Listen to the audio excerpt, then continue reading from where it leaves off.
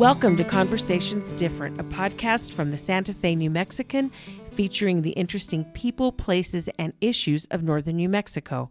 This is Inez Russell Gomez, and today we are talking to María José Rodríguez Cádiz of Solace. Welcome, María José. Hi, Inez. I am thrilled to be here with you today. Thank you. Let's start at the very beginning and tell our listeners what Solace is and why its services are so essential in our town. Thank you so much. I am proud to say that it has been already over 52 years ago that Solace Sexual Assault Service began with 3 women. They actually gather around the kitchen table in a single telephone line at the home of one of them. And Inez, they were driven by their determination to support victims of sexual violence in Santa Fe. They recognized that there was an urgent need to serve both children and adults in our community. And your vision is what grew into this comprehensive organization that we are today, that I am so proud to serve. I have been with Solace for the last almost 23 years. It's going to be 23 years in May. And now, Inez, this year, as we are walking into our 53rd anniversary year, Solace continues to provide a plethora of life-saving services. I'm going to name those services for our listeners that may not be very familiarized with Solace yet. We provide therapy services for all ages, starting 3 and above. We also provide forensic interviewing, and Inez, that is the interview that is specialized to be conducted after a crime is committed, when there is an allegation of a crime. That interview is the interview that a child or a youth will get, so children and youth don't have to talk directly with the police. And that gives them the opportunity not to have to repeat everything a million times, too. Exactly. That is so important. Let me just pause there for a minute before I continue with the other services, because Inez, you just really went to the essence of the value of that service. Children and youth should not have to tell more than once or twice at the most what has happened to them, right? And by having that interview conducted by professionals who are trained, but most importantly, Inez, by having it recorded, video recorded, then the investigator takes that into the entire evidence of their case. They could go and review it as many times as they need to in order to remember well what went on. And also, very importantly, this interview is the one piece of evidence that may prevent a child from going to a grand jury. It may not prevent the child for later having to testify. That's right. You have to go to court and you have the right to face your accuser, sort of thing. Exactly. Yeah. But at least at the time of the grand jury, Inez, that piece of evidence goes in, and a indictment could actually be rendered if just by virtue of having the forensic interview and not having to have the child there. So it does prevent the child from that moment, at least. It saves them from being re-traumatized. So that's important. Yeah. Thank you for stopping on that. Yeah. Yeah. No, I remember covering these cases when I was a beginning reporter and thinking about how hard it was on the witness, because you didn't name them, but you would be in court and you would hear things, when it was an older, not a child, but an older person. But right. So that's forensic interviewing as a service. What are some of the other things you do? Because I know it's a lot. Yeah, we actually have 2 more. We also provide what's called advocacy services. And I think, we all understand advocacy may be commonly used as a supportive role.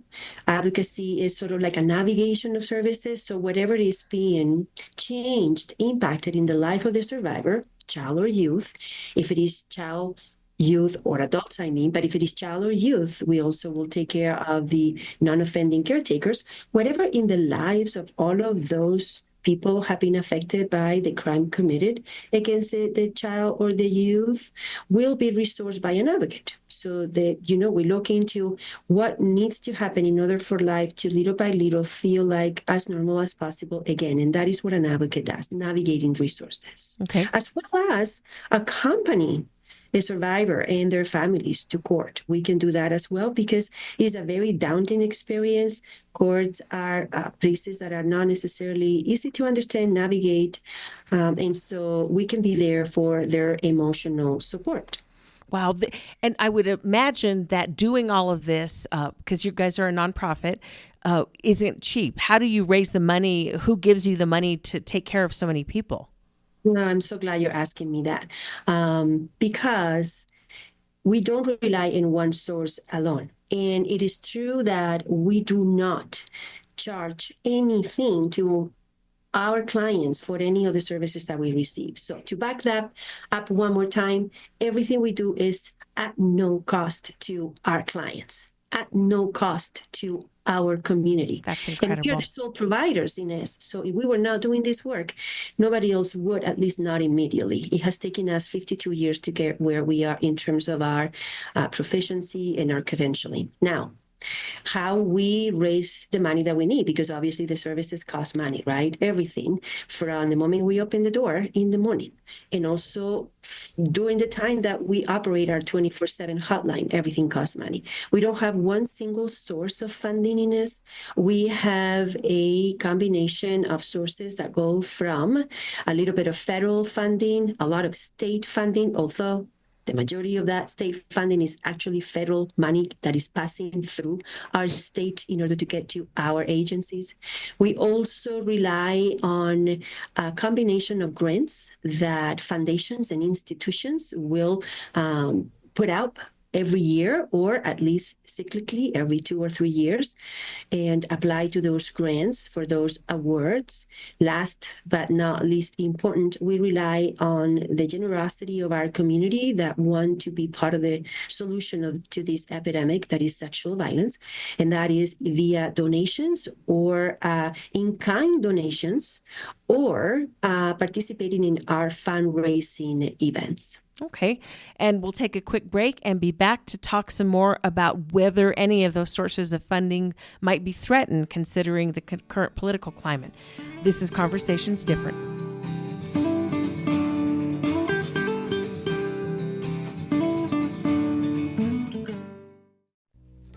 Are you dreaming of a home of your own in Santa Fe but feel like it may never happen? HomeWise is here to help. We are a local nonprofit that has helped close to 7,000 New Mexicans from all income levels and backgrounds become homeowners. HomeWise has everything you need to succeed in home ownership, including free coaching and classes, real estate services, affordable fixed-rate mortgages with low down payments, and down payment assistance to qualified borrowers who meet income restrictions and credit qualifications. We'll be with you every step of the way. Get started today on your path to owning a home. Call 505-983-9473 or visit us at homewise.org. Equal Housing Lender, NMLS number 188231.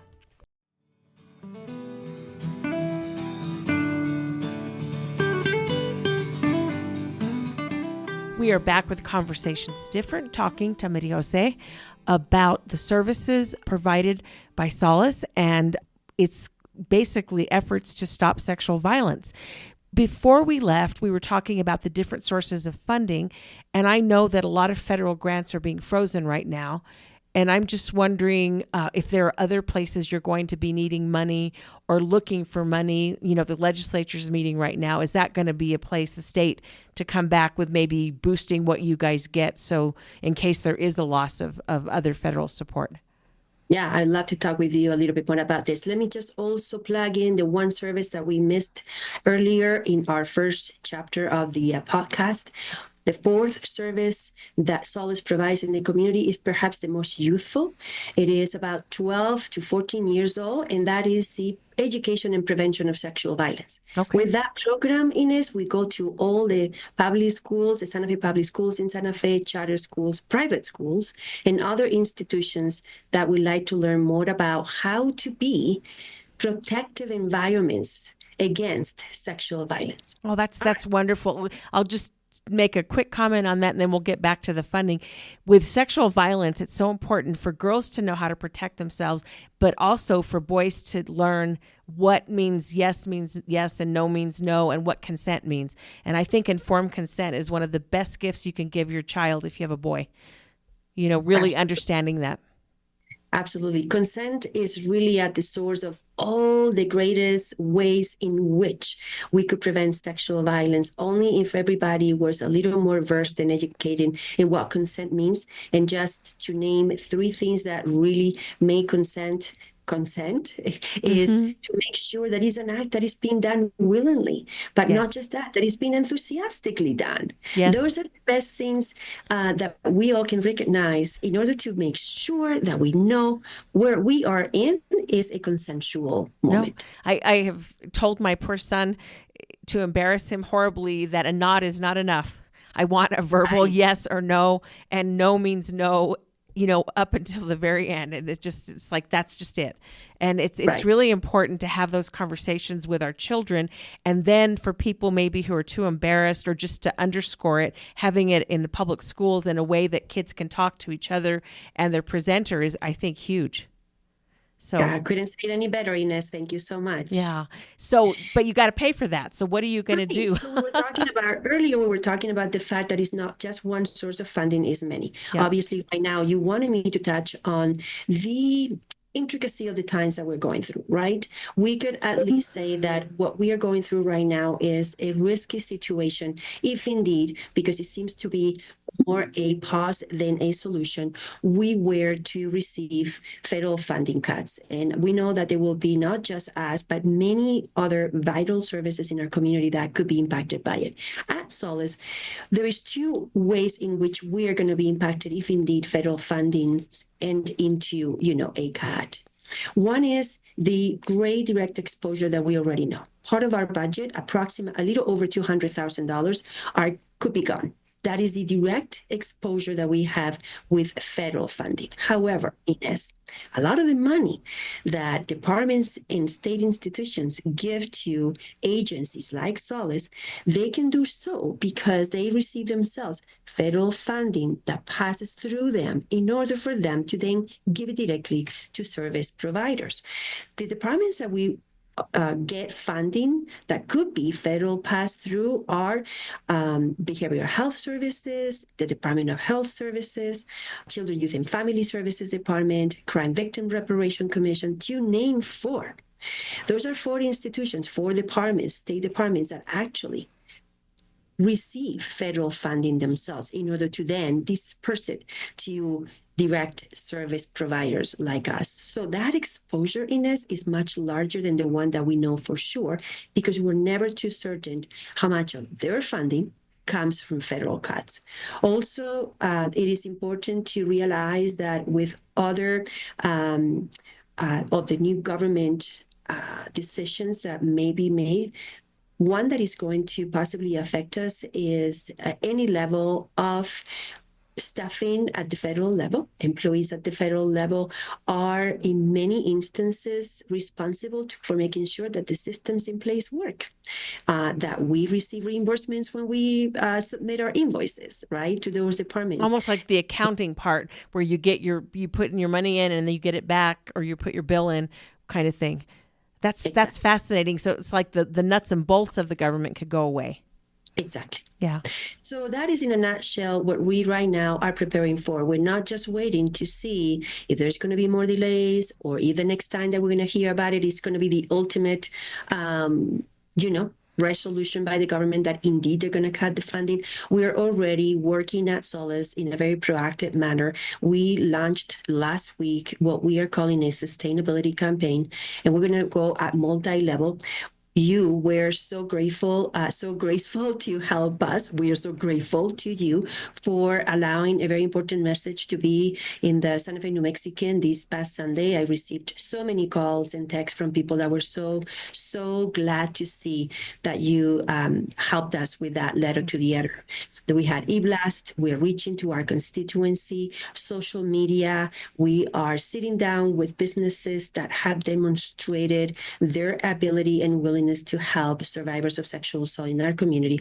And we're going to hope to create this sustainability campaign in a way that can help us to build or bridge the gap in the likelihood that we will lose the federal funding. Wow, I think that is so smart, because being proactive is the only way to, I think, get along in this world that we're in right now.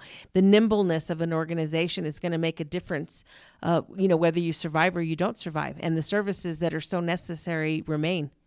Right. And it's our responsibility to not sit tight to see what's going to happen, or to get, we wonder. And when we wonder, that means we're concerned. And when we are concerned, we put an action to our concerns, because there's no way survivors can just be waiting until we find out.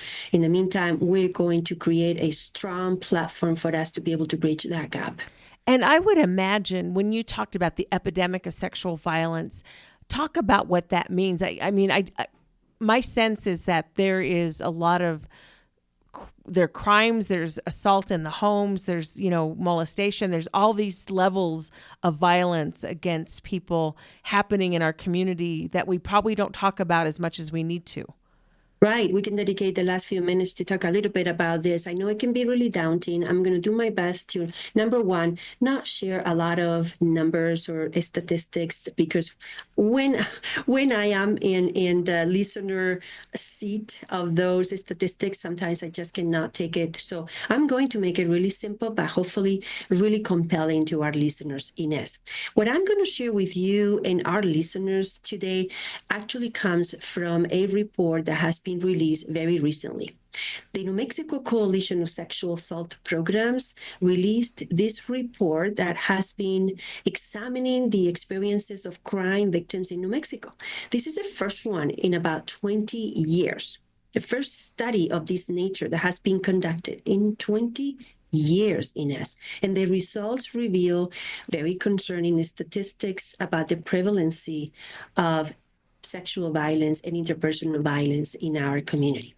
So I would like to share with you and our listeners 3 key findings of that report. Okay.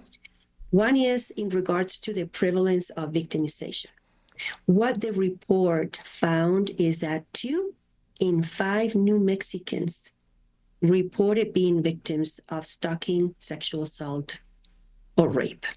Let me say that again. 2 in 5 New Mexicans have reported being survivors of stalking, sexual violence, or rape. So over 54% have experienced that sexual violence. That is not a surprise. And not a surprise, right? And yet, that's shocking. Incredibly daunting and sad that we still, today's days in 2025, are sharing this kind of information. The second key finding is where the barriers the study found that exist to support survivors. And it seems like despite of their need for help, the 54% of New Mexicans that need the help, 68% of those did not seek professional support, Inez. 68% of sexual assault survivors did not seek support. And of the rape survivors, 75% didn't seek support. And the listeners might say, why is that? Well, I will name just a couple of reasons that tend to be some of the most important ones that will dictate this horrendous statistic. One is that the majority of survivors will not think that they're going to be believed. Let me say that again. They're going to think if they say what is happening to them, the first thing that is going to happen is that nobody's going to believe them. Right? Because that's what happens, that they see. Or they're going to think that somehow it was their fault. Yeah. And the second greater reason why survivors don't tell is because in the majority of the cases, they don't have hard evidence. You know, the evidence that exists in any investigation when Yes. you are robbed of something, that thing is disappeared. Well, in the case of sexual violence, not always a survivor is going to have hard evidence that will be there on the table to really be able to be, checked in during the investigation. Right. Also, because sometimes they wait because doing it, reaching out, is going to change their world. And they need to prepare for that world change. Yeah, I mean, sometimes after you're violated, you go take a shower because you want that person's off of you, the scent or smell, and that ruins evidence. I mean, you don't think about my body is now evidence. You just want to go get clean. I mean, it's just, it's not always a linear process from, assault to reporting. Right. So, yeah. So well said. And the last key finding that I'd like to share from that incredible study that was released by the New Mexico Coalition of Sexual Assault Programs is the economic and social cost of this epidemic. In their study, they reported that 42% of the survivors experience significant difficulties at work or school as a result of their experiences. And this illustrated further in the report the broader economic and social consequences of this pervasive violence. It's hard for the community. Let's take a quick break and we'll be back with our closing segment in just a moment.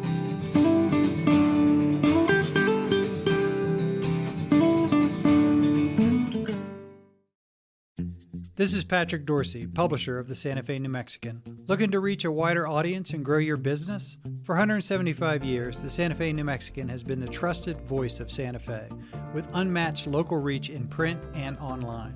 In addition to our long-standing, independent, family-owned newspaper, we have a full-fledged marketing team with the expertise to help you succeed in the 21st century. From traditional print to precision-targeted digital advertising, we have the tools to connect you with your ideal customers. Partner with us and see the results for yourself. Advertise with the Santa Fe New Mexican and unlock your business's full potential. Visit us at santafenewmexican.com/advertising or call us at 505-995-3852. Thank you.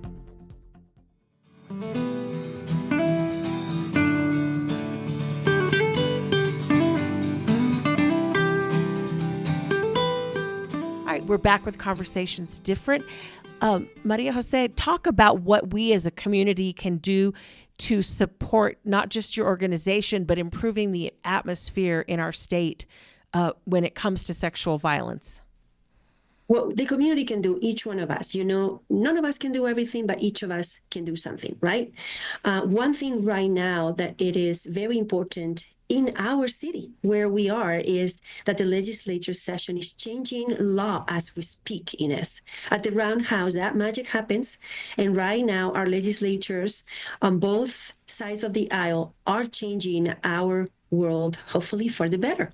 And so each of us can call the legislatures in our districts and ask them to please, please, please pay attention to any laws that come through their committees for their vote that will improve the life of survivors of sexual assault. And also, since we do have a funding ask, that they will do everything in their power to make sure that there is funding for sexual assault survivors in this new legislature budget in this session. Those two, any one of us can do. And of course, I would always say, if you can give, no matter what the amount, it's going to make a difference because it's going to go directly to services for survivors of sexual violence. I wanted to share with our audience our website so you hopefully will have a moment at some point to go and take a look at it. You will learn a lot more about the services that I named today. That is www.findsolace.org. And the number for Solace, which is 24/7, because what we do is not just Monday through Friday, 8 to 5, is 800-721-7273. I like that. And on that note, this has been another Conversations Different. We'll be back next week. Thank you for listening to Conversations Different, hosted by me, Inez Russell Gomez, editorial page editor for the Santa Fe New Mexican. Our weekly episodes would not be possible without your support. We hope you enjoy them and keep listening. New episodes drop every Tuesday. Consider signing up for our newsletter so you never miss an episode, and while you're at it, consider subscribing to the Santa Fe New Mexican. Our podcast is available by visiting our website, santafenewmexican.com/podcasts, or wherever you get your podcasts. Conversations Different with Inez Russell Gomez is produced by Matt Dalside and Ernesto Cisneros, published by the Santa Fe New Mexican, a local and independent newspaper owned by Robin Martin.